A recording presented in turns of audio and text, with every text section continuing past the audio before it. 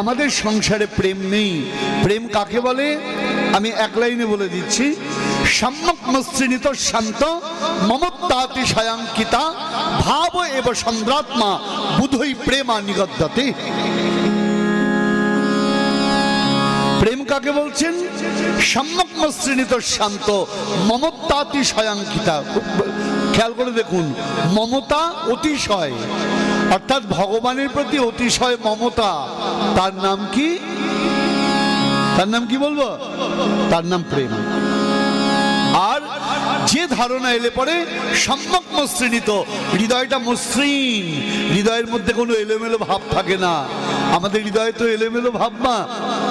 যখন ভগবত পাঠ শুনছি মনে হচ্ছে কি শুনলাম, আত্মা জুড়ায় গেল গো, প্রাণটা ঠান্ডা হইয়া গেল। সত্যি এরকম কথা শুনি নাই, সংসারে কি আছে?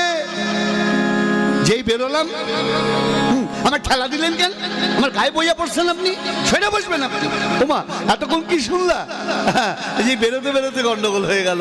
আপনি খেলাঘর মাঠ থেকে এই সামান্য ঘরের কাছে গেছেন, সব খেলা হয়ে গেল, সব ভুলে গেলাম যে ঠেলা দিয়েছি, কি হয়েছে তাতে? অসুবিধা কি আছে? একটু টলারেন্স লেভেল আমাদের নাই। তাহলে এর নাম প্রেম নয়। প্রেম কোনটা? বলছেন সর্বদা ধ্বংসরহিতং শত্রু বিধ্বংস কারণে যদ্ভাব বন্ধনং জুনৈর বুধৈর প্রেমা নিগদ্যতে। আপনি আমাকে কি ভালোবাসেন? আমি দেখেছি আমার শিষ্যদের মধ্যে কি গলায় গলায় ভাব, হঠাৎ দিকে কথা বলে না। কি হয়েছে? ওই যে স্বাস্থ্যে ঘা লেগেছে, কি বলেছে, মনটা খারাপ হয়ে গেছে।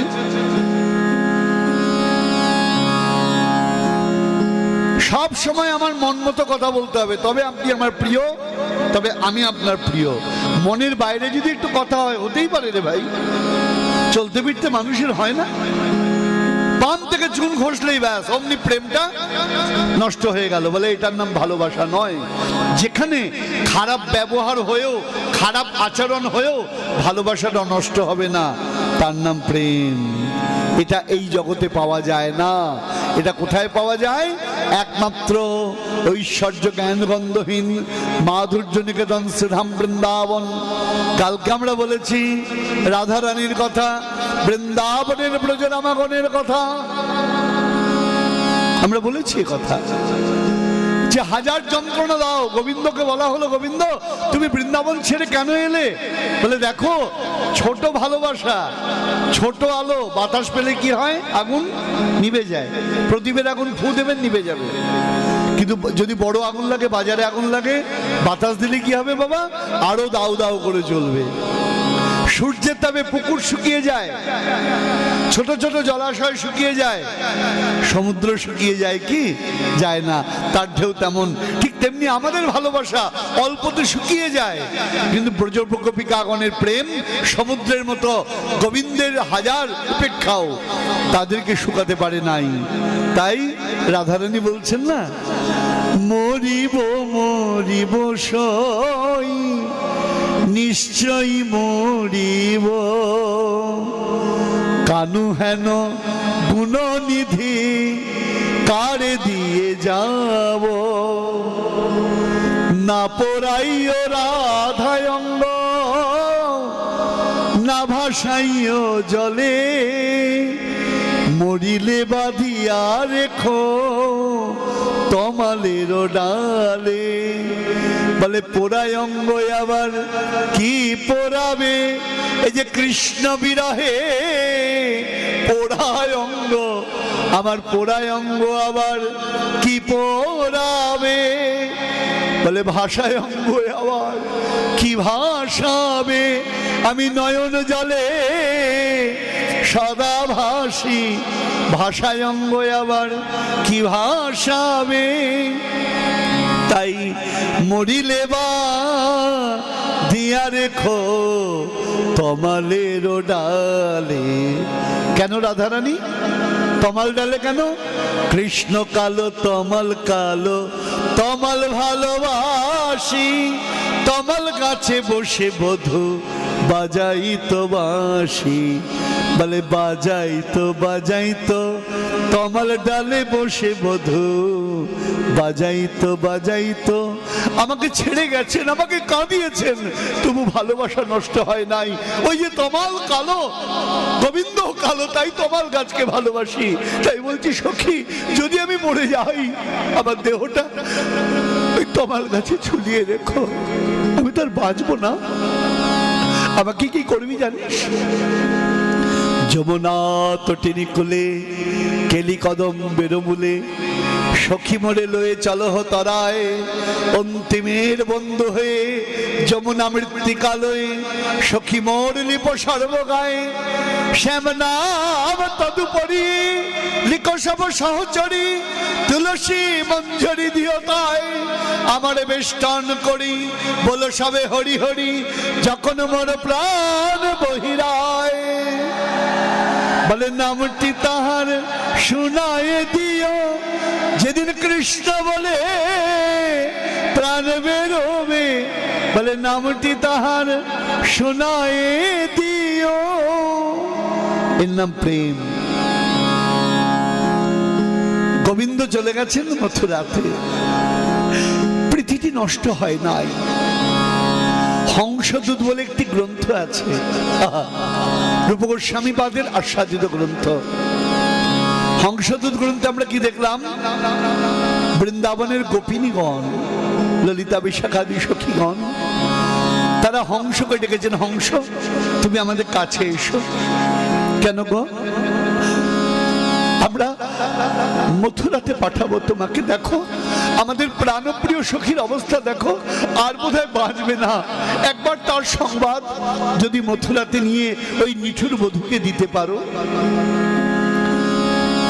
হাঁস বলছেন, এত পাখি থাকতে তোমরা আমাকে বেছে নিলে কেন? বলে দেখো তোমার গায়ের রং সাদা, আমরা কালোর কাছে এত ব্যথা পেয়েছি, কালো রঙের উপর ভরসাটা হারিয়ে ফেলেছি, তাই তোমাকে বেছে নিয়েছি। হংস বলছে আমার গায়ের রং সাদা, বকের গায়ের রঙও তো সাদা, তো তোমরা বক থেকেও তো বাঁচতে পারতে। বলে না হংস, তোমাকে বেছেছি কেন জানো? হংসের একটা গুণ আছে, দুধ আর জল যদি মিশিয়ে দেয় ও জলটাকে ফেলে দিয়ে দুধটাকে টেনে নেয়।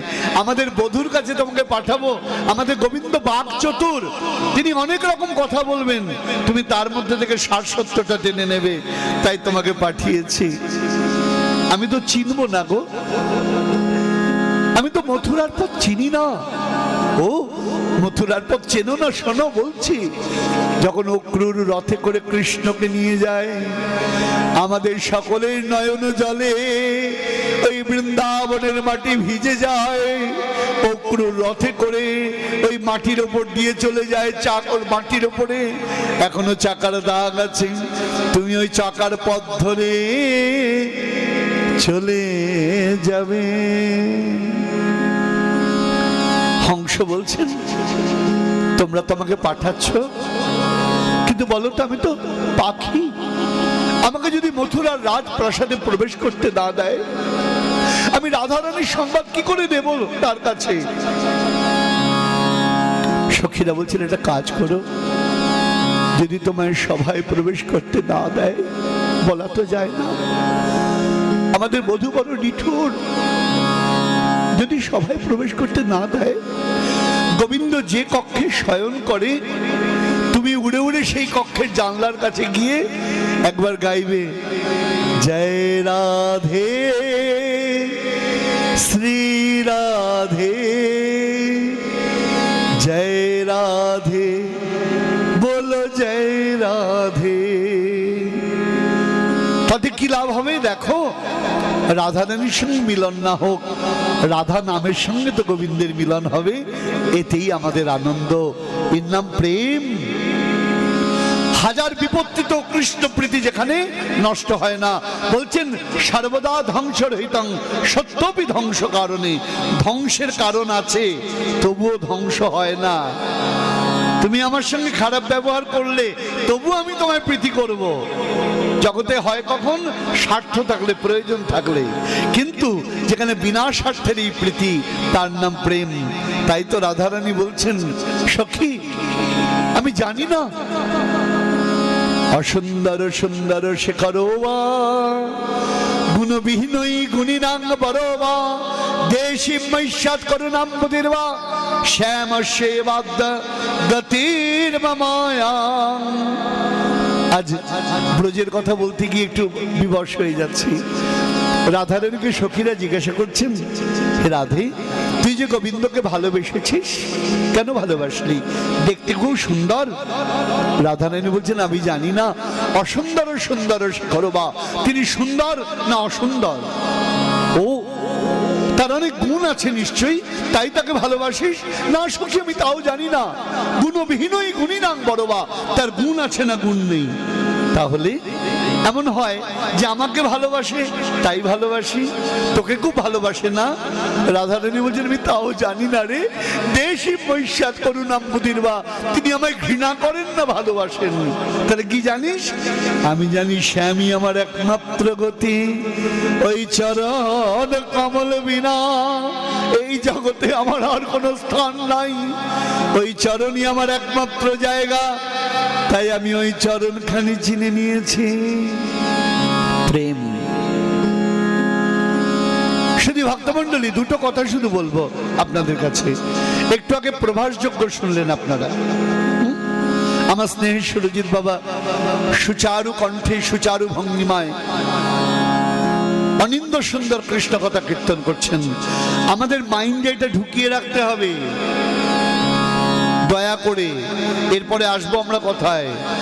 রাধারানী কিন্তু অন্য কেউ নন, গোবিন্দেরই শক্তি। জগৎকে দেখিয়েছেন কেমন করে কৃষ্ণকে ভালো বাসতে হয়। যদি কেউ মনে করেন রাধারানী অন্য কেউ, ভুল।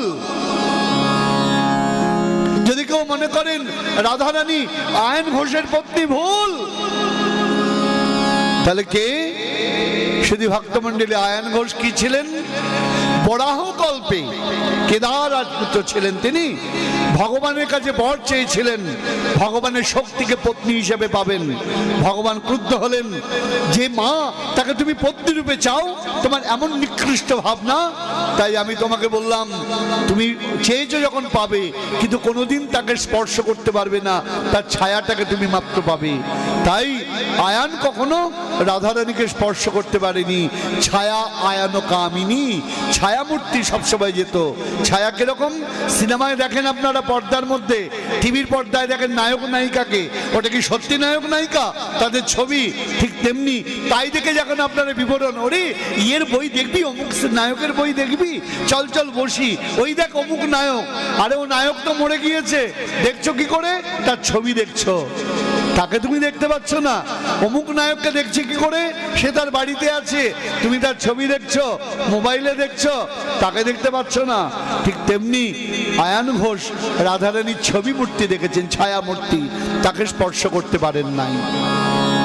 চৈতন্য চরিতামৃতমে বর্ণনা আছে, দয়া করে পড়ে নেবেন। সীতা দেবীকে অগ্নি পরীক্ষা করার কারণ, রাবণ সীতা দেবীকে চুরি করতে পারে নাই, সীতা দেবীর ছায়ামূর্তিকে চুরি করেছিলেন।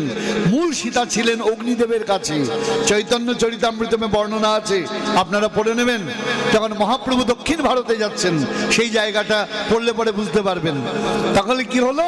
প্রভু যখন সীতা দেবীকে অগ্নিতে পাঠালেন, ছায়ামূর্তি অগ্নিতে চলে গেল, অগ্নিদেব মূল মূর্তি নিয়ে আমার কার কাছে এলেন? প্রভুর কাছে এলেন। এটাই হলো ঘটনা। আমরা উপলব্ধি করতে পারি না, তাই গন্ডগোল। তাহলে আমরা কি দেখলাম মা? আমরা পেলাম সম্বন্ধ, অভিধেয়, প্রয়োজন। সম্বন্ধ বলতে কৃষ্ণ, অভিধেয় বলতে ভক্তি, আর প্রেম বলতে কৃষ্ণ প্রীতি, যার মধ্যে অন্য কোনো লালসা থাকবে না, তার নাম প্রেম। ঐকান্তিক কৃষ্ণ প্রীতি, তার নামই হলো কৃষ্ণ প্রেম। এবার শ্রীমান মহাপ্রভু আমার কলিযুগ পাবনাবতার গৌরাঙ্গ সুন্দর, তখন বলছেন সনাতন প্রভুকে, শোনো, তাহলে ভক্তি কি হলো? ভক্তি কৃষ্ণ প্রাপ্তির উপায়, অভিধেয় বলি সর্বশাস্ত্রে তারে গায়। ভক্তি হলো কৃষ্ণ প্রাপ্তির উপায়, আর তৈছে ভক্তি ফল কৃষ্ণে প্রেম উপজায়। ভক্তি যদি হৃদয়ে হয়, আপনাকে বেদানা খেতে বলা হয়েছে কেন? বলে বেদানার রস খেলে শরীরে কি হবে? কি হবে মা? কি হবে? কি হবে?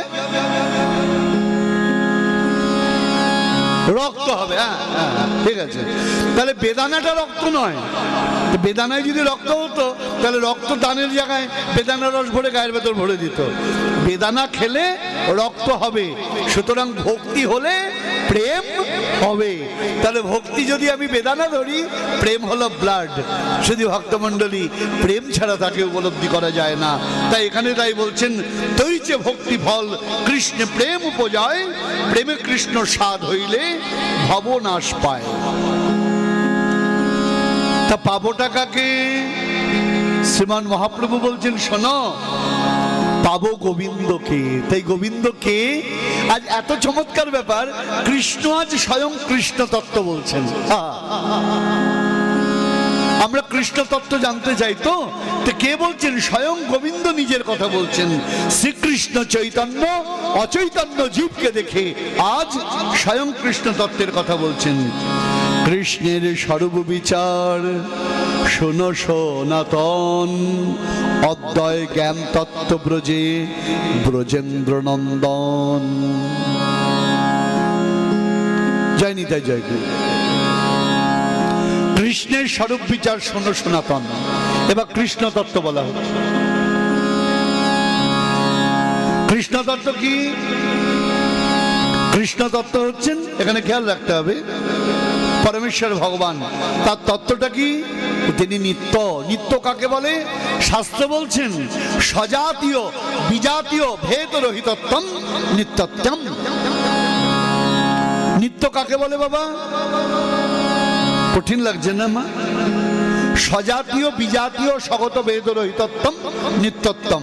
সহজ করে বলছি, সজাতীয় বিজাতীয় স্বগত ভেদ মানে কি?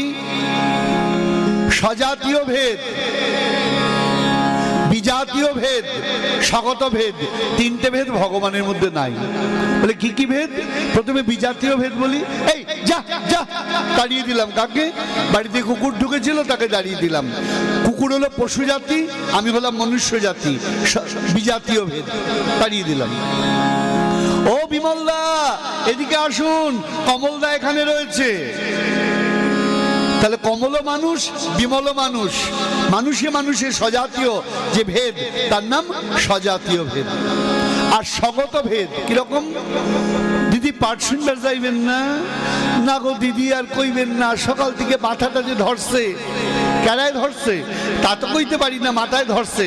আমি পাঠ শুনতে জানুম না। আরে পাঠ শুনতে যাবেন পায়ে হেঁটে, মাথার সঙ্গে সম্পর্ক কি? এই তো ব্যাপার। তাহলে একই দেহের মধ্যে ভাগ আছে। কোনো বাচ্চাকে যদি বলেন, বাচ্চা তোমার জিভ কোনটা, আপনি জিভটা বের করে করে দেখাবে। তাহলে বাচ্চার জিভটা কি বাচ্চা নয়? জিভটা বাচ্চার অঙ্গ। তাহলে অঙ্গের অঙ্গের যে পার্থক্য, তার নাম কি? স্বগত ভেদ। তাহলে তিনটে ভেদ পেলাম, সজাতীয় বিজাতীয় স্বগত ভেদ। ভগবানের মধ্যে তিনটে ভেদ নাই। এই তিনটে ভেদ যার নাই, তিনি হলেন নিত্য। এবার কি বলছেন খেয়াল করে দেখুন শুধু ভক্তমণ্ডলী, এখানে আমরা খুব সংক্ষেপে আস্বাদন করছি। ভগবান কিরকম উল্লেখ করছেন? জ্ঞান যোগ ভক্তি তিন সাধনের বসে ব্রহ্ম আত্মা ভগবান ত্রিবিধ প্রকাশে। ভগবান এক, ভগবানের কোনো দ্বিতীয় নেই। তাহলে আমরা বিভিন্ন রূপে ভগবানকে দেখি কেন? আমি এর আগে বলেছি, আপনাদের আজও বলছি। এখানে বলছেন জ্ঞানযোগ ভক্তি তিন সাধনের বসে ব্রহ্ম আত্মা ভগবান ত্রিবিধ প্রকাশে। ব্যাপারটা কিরকম? জল, জল যদি ফ্রিজের ডিপ ফ্রিজে ভেতরে রেখে শক্ত হয়ে যায়, তখন তাকে জল বলেন কি? কি বলেন মা? বরফ। আচ্ছা, বরফটা বের করলে যখন পাতলা হয়ে যায়, তখন তাকে বরফ বলেন কি? কি বলেন? জল।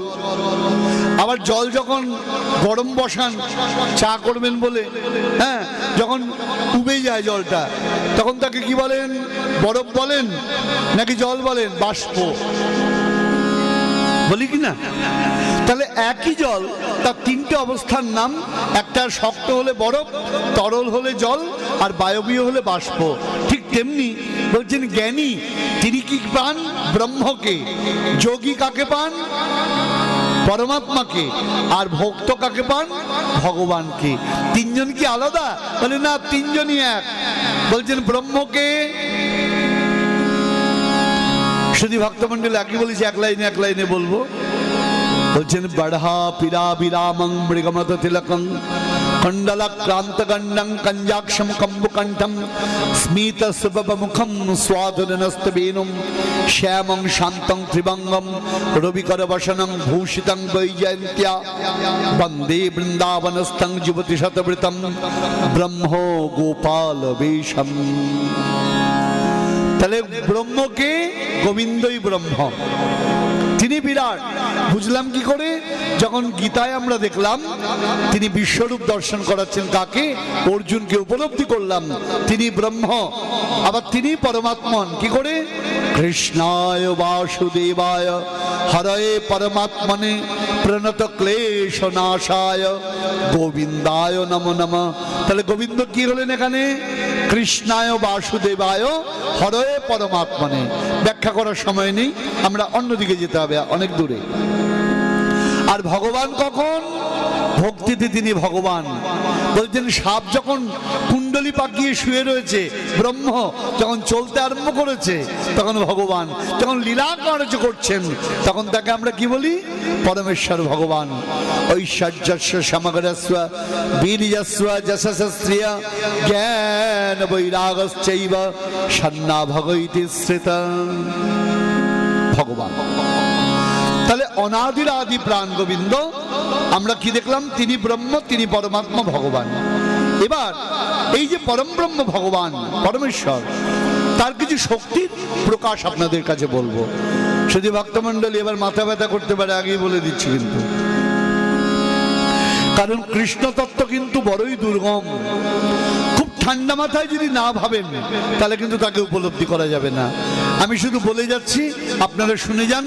জানি না উপলব্ধি কতটা করতে পারবো, কারণ আমার মতো জন আমি উপলব্ধি করতে পারি না। বলছেন পরম ব্রহ্ম ভগবান অনাদির আদি গোবিন্দ, তার তিনটে রূপ। কয়টা রূপ বাবা? তিনটে। বলে কি কি? বলছেন স্বয়ং রূপ, তদেকাত্মরূপ আর আবেশ রূপ।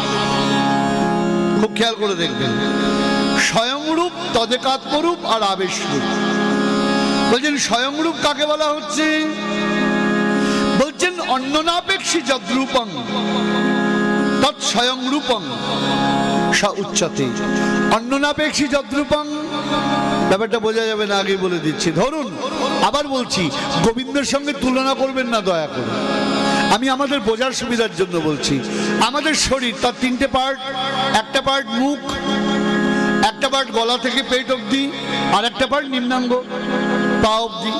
তাহলে আমার শরীরে তিনটে ভাগ আছে না? যদি এখন নাকে ব্যথা হয়, কানে ব্যথা হয়, গলায় প্রবলেম হয়, আপনি কি হার্টের ডাক্তার দেখাবেন? কাকে দেখাবেন? ইএনটি, নাক কান গলার স্পেশালিস্ট। আপনার যদি হার্টের বুকের ভেতরে প্রবলেম হয়, আপনি কি আই স্পেশালিস্ট দেখাবেন নাকি? তখন তাকে দেখাবেন কার্ডিওলজি। আপনার যদি পায়ে ব্যথা হয়, হ্যাঁ, আপনি কাকে দেখাবেন? তখন কি হার্টের লোককে দেখাবেন? বলছেন না, তখন হাড়ের ডাক্তারকে দেখাবেন, অর্থোপেডিক। তাহলে একই আপনি তিনবার তিন ডাক্তারের কাছে যাচ্ছেন কেন? তিন রকম অঙ্গের জন্য। অঙ্গটা তো একটাই। এখানে ভগবানের তিনটে স্বরূপ কি বলা হচ্ছেন? স্বয়ং রূপ, তদেকাত্মরূপ, আবেশ রূপ। স্বয়ং রূপ কাকে বলছেন? বলছেন অন্যনাপেক্ষী যদ্রূপং স্বয়ং রূপং স উচ্যতে। বাংলা মানে করলে কি দাঁড়ায় বাবা? সহজ ব্যাপার। আমাদের একটা গভর্নমেন্ট ওয়েস্ট বেঙ্গলকে চালায়, একটা গভর্নমেন্ট ইন্ডিয়াকে চালায়। ওয়েস্ট বেঙ্গলকে যে চালায় তার নাম কি? State government. তার প্রধানকে কে বাবা? Chief minister. আমরা বলি মুখ্যমন্ত্রী। মুখ্য মানে হলো প্রধান। আবার ইন্ডিয়াকে যে গভর্নমেন্ট চালায় তার প্রধানকে প্রধানমন্ত্রী, প্রাইম মিনিস্টার। অ্যাকচুয়াল মুখ্য আর প্রধান দুটো কিন্তু সমার্থক শব্দ। হ্যাঁ, মুখ্য মানে এই সবার মুখ্য অতিথি, মানে প্রধান অতিথি। মুখ্য আর প্রধান তাহলে কি হলো বাবা? সিমিলার ওয়ার্ড, সমার্থক শব্দ। ভালো কথা। প্রধানমন্ত্রী আর মুখ্যমন্ত্রীর বৈশিষ্ট্য কি? দেখছেন তো কত মন্ত্রী চলে যাচ্ছে, কত মন্ত্রী ঢুকছে, কত মন্ত্রী পদত্যাগ করছে। মুখ্যমন্ত্রীকে পদত্যাগ করতে হচ্ছে কি? বলে না। অন্যান্য মন্ত্রীদের অস্তিত্ব মুখ্যমন্ত্রী প্রধানমন্ত্রীর উপর নির্ভরশীল, কিন্তু প্রধানমন্ত্রী বা মুখ্যমন্ত্রীর অস্তিত্ব অন্য মন্ত্রীদের উপর নির্ভরশীল নয়। কারণ প্রধানমন্ত্রী মুখ্যমন্ত্রী যদি পদত্যাগ করে দেয় তাহলে আর মন্ত্রিসভার কাউকে পদত্যাগপত্র লিখতে হবে না, মন্ত্রিসভাটা অটোমেটিকলি কি হবে? ডিসলভ হয়ে যাবে। কিন্তু অন্য মন্ত্রীরা যদি সরে যায়, একজন যাবে একজন আসবে। ঠিক তেমনি অন্যরা কেউ থাকলো কি না থাকলো সেটা গোবিন্দের তাতে যায় আসে না, কিন্তু গোবিন্দ আছেন কি না আছেন সব দেবতার যায় আসে। তাই এই রূপটা হলো স্বয়ং রূপ। গোবিন্দ আছেন, জগৎ আছেন, তিনি নাই, জগতে কারোর কোনো অস্তিত্ব নাই। এটার নাম কি বাবা? স্বয়ং রূপ। এরপর বলছেন তদেকাত্মরূপ। তদেকাত্মরূপ কাকে বলছেন? যদ্রূপং তদ্ভেদেন স্বরূপেণ বিরাজতে আকৃত্যাভিরণ্যাদিক সতদেকাত্মরূপক। বলে সে আবার কিরকম? বলছেন একই স্বরূপ ভিন্ন মাত্র কায়, আদ্যকায় বুহ কৃষ্ণ লীলার সহায়। জয় নিতাই জয় গো। একটু খেয়াল করে দেখুন, আমাদের মুন্ড রয়েছে, দেহ থেকে যদি মুন্ডটা বাদ দিয়ে যান দেহটাকে আর চলবে? চলবে না। একটা হাত চলে যাক বাঁচবেন, পা চলে যাক বাঁচবেন। তাহলে কি হচ্ছে? এই দেহটা এর উপর নির্ভরশীল, তাই না? এও এর উপর নির্ভরশীল, কিন্তু গোবিন্দ কারোর উপর নির্ভরশীল নয়। তাহলে কি হলো? ওই যে তদেকাত্মরূপ, দেহটা আমার শরীর হলো মুখের থেকে একটু আলাদা, এটার নাম কি বলছেন বাবা? তদেকাত্মরূপ। তাহলে কি হলো? আর আবেশরূপ কাকে বলছেন? খেয়াল করে দেখুন, বলছেন জ্ঞান শক্তি কলয়া যত্র আবিষ্ট জনার্দন ত আবেশান গবদন্তে জীবা এব মহত্তমা। আমরা এক এক করে আসছি। আবেশরূপ কাকে বলে? ভগবান যখন নিজের শক্তি অল্প পরিমাণে কাউকে দিয়ে দেন তখন তাকে বলা হয় আবেশরূপ। আসবো আমরা তার মধ্যে। ঘড়ির কাঁটা ভালো করে দেখে নিলাম, হিসাব করে চলতে হবে, কারণ মেপে আজকে আমাদের চলতে হবে। কিন্তু কারণ আপনাদের আগেই বলেছি, ইচ্ছা করে না এরকম সুন্দর স্থান এত তাড়াতাড়ি করে ছেড়ে যেতে। পরবর্তী অনুষ্ঠান আছে, আবার আমারও একটা বহু দূরে যেতে হয়, এই দিনেই পরে যাত্রাটা, তাই বাধ্য হয়ে কিছুটা দ্রুত এগোতে হচ্ছে। তাহলে কি হলো বাবা? এই তদেকাত্মরূপ তার আবার দুরকম ভাগ। কিরকম ভাগ? বলছেন বিলাস এবং সাংস। যায়নি তাই খেয়াল করুন, স্বয়ং, তদেকাত্ম, আবেশ। তদেকাত্মর দুই ভাগ কি কি? বলছেন বিভাস, বিলাস এবং সাংস। বিলাস কাকে বলে? এখানে বলছেন বিলাস আবার দুই প্রকার, প্রাভব, বৈভব বিলাস। বৈভব বিলাস হচ্ছেন বলদেব, আর প্রাভব বিলাসকে বলছেন নারায়ণ। তার আবার চারটে ভাগ, বসুদেব, শঙ্কর্ষণ, প্রদ্যুম্ন, অনিরুদ্ধ। এই যে বাসুদেব রূপ, খেয়াল করুন, এই বাসুদেবের আবার তিনটে প্রকাশ, কেশব, নারায়ণ, মাধব। হলো শঙ্কর্ষণের তিনটে রূপ, গোবিন্দ, বিষ্ণু, মধুসূদন। আবার কি বলছেন? প্রদ্যুম্ন, তার তিনটে রূপ, শ্রীধর, বামন, ত্রিবিক্রম। আর অনিরুদ্ধ, তার তিনটে রূপ, ঋষিকেশ, পদ্মনাভ, দামোদর। খেয়াল করে দেখুন কটা হলো। আমাদের দাদুর সঙ্গে তিলকে আমরা কি করি? এই 12টা নাম অঙ্কিত করি, করি কি না? ধরে রাখা একটু কষ্ট। বলছেন তাহলে আমরা কি দেখলাম? তাহলে তিনটে করে হলো 12টা। এছাড়া বলছেন এর বিলাস আরো 8টা রয়েছেন। কিরকম? পুরুষোত্তম, অচ্যুত, নৃসিংহ, জনার্দন, হরি, কৃষ্ণ, অদক্ষজ, উপেন্দ্র। এই যে 24টা মূর্তি, এই 24টা মূর্তি হলেন প্রাভব বিলাস। মনে থাকবে? বলে ওরে বাবারি। এবার আসছি আমরা বৈভব বিলাসে। বৈভব বিলাস হচ্ছেন বলদেব চন্দ্র। বলে দূর মশাই, এত কঠিন কঠিন মনে থাকে নাকি? কেন মনে থাকবে না মা? ভেবে দেখুন তো, একটা মুখ, তার কটা ভাগ? কান, চোখ, দাঁত, নাক। চোখের আবার কত ভাগ? ভুরু, পাতা, রেটিনা। তার আবার কত ভাগ? কানের কত ভাগ? দাঁতের কত ভাগ? গোড়ার দাঁতের এক নাম, সামনের দাঁতের এক নাম, পেছনের দাঁতের এক নাম, ভাগ আছে না? তা একটা মানুষের শরীর যদি এত ভাগ হয়, আমার গোবিন্দের স্বরূপের ভাগের নাম থাকবে না কেন?